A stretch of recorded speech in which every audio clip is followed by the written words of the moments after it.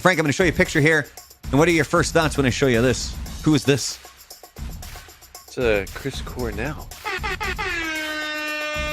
It is. Soundgarden's Louder Than Love was released. You know the first thing I think of, though, sorry, cutting you off, is a Black Hole Sun video, and that freaked the shit out of me when I was like 13 years old. Especially when everyone's face went super long. Yep.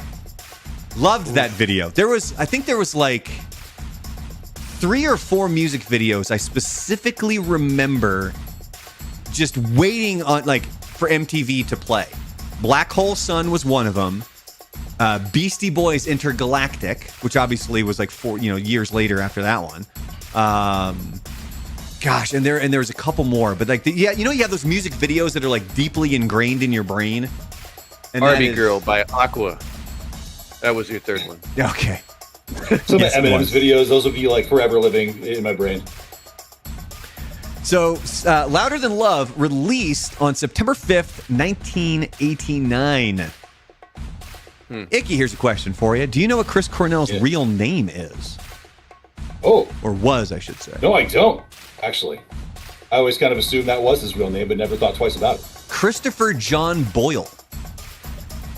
He related to Susan Boyle? I doubt it. He was born July 20th, 1964. Unfortunately, he passed away on May 18th, 2017.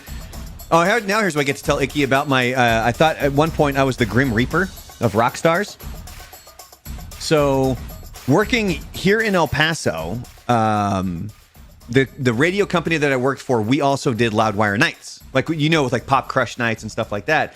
And so I hosted Loudwire Nights. I was the backup host. And the first time I was supposed to back up was when Chris Cornell passed away. Now, it was Tony Gonzalez on at the time, who I worked with down in Florida. She was on vacation, and all of a sudden we're like, she already recorded everything for tonight. We got to figure out what the hell we're going to do. So then I had to scramble, re-record everything, and resend out all of the files to all of the radio stations because we had to essentially change everything to do a tribute to Chris Cornell. The same thing happened when Tom Petty died and Chester Bennington died. Like 3 of the first... You are the Grim Reaper. Yeah, it was like 3 or 4 of the first 5 times I hosted Loudwire Nights, a major rock star died. Like, it got to the point with Chester, which was like a year later, I went to my boss, I'm like, I don't think I can do this anymore because every single time they're dropping like flies. Now, selfishly, it's like, well, it's giving me content, but I would rather have the rock star around, so maybe not have me on anymore, but that was my... Well, now they're just about to announce Chester's replacement tomorrow. Oh, is that actually what they're doing? They're not actually telling anybody. Even the record label doesn't know what their plan is. But I don't know what else they are going to count down to tomorrow. They're doing a full live stream at 5 o'clock Pacific time to announce what their next plan is. I'm not really sure what it's going to be. That's just my assumption. That's kind of what we assumed, because they had this whole thing that was it was a countdown, and then when it hit 0, it just started counting up. That was it. Which is such a dick tease. But they're going to do a show tomorrow. I think it's going to be Lizzie Hale from Hailstorm they're going to bring in personally. That'd be good. But we'll find out. Yeah, I saw that everybody was hoping it would be Amy Lee from Evanescence as well. She would be good, but she doesn't have some of the Chester screams that Lizzie can pull off. True. Lizzie's got just a fantastic voice. She would do it. Yeah. She would definitely do it justice. So, do you, in your time in radio, Icky, do you have any Chris Cornell stories? I never got to interview him or meet him or anything. I never got to interview him. I did get to meet him once when he was doing Audioslave stuff. I unfortunately never saw him doing Soundgarden, but I met him at the backstage at Lollapalooza in 2003. At Lollapalooza, they do a warm-up tent. So I got to sit there and watch Tom Morello and the rest of the guys from Audioslave sit there and warm up in a tent, just sitting like 2 feet away from Chris while he's just belting them out. That was one, like, I'm even getting chills right now trying to remember that. That was a glorious moment. And then I saw them again play a small club in Portland called the Roseland. That's when their second album came out. Oh, I love the Roseland. Small, tiny little venue for a band like Audioslave to play. And they did they did Soundgarden, they did Rage songs, they did Audioslave, and they closed out the entire show. Chris actually said, I don't deserve to sing to this song. It was Bulls on Parade. So Tom Morello just soloed the entire thing as if it was lyrics. And Damn. It was one of the most incredible shows I've ever seen in my life. So I never actually saw them as Audioslave. I did get to see him with Soundgarden, though, and it was actually this tour. It was 9 Inch Nails and Soundgarden. This was 2014, I believe. Because if you think of the big four of grunge, you've got Soundgarden, Alice in Chains, Nirvana, and Pearl Jam. Soundgarden was always the one that I gravitated towards the most, and then probably Alice in Chains after that. Like the two more popular ones, like Nirvana and Pearl Jam, great, I love them. But if I'm ranking them, Alice in Chains and Soundgarden are at the top of my list. So to be able to see them before he actually passed away was a major checkbox for me. He will forever be one of the greatest frontmen, just vocals ever. So he was in. Let me see where I got my notes here, real quick. I'm getting distracted because my dogs will not shut the fuck up. By the way, it's driving me nuts. It's driving me up a fucking wall. Once we get through Soundgarden here, I'm going to go let them out. But so back to Chris Cornell here.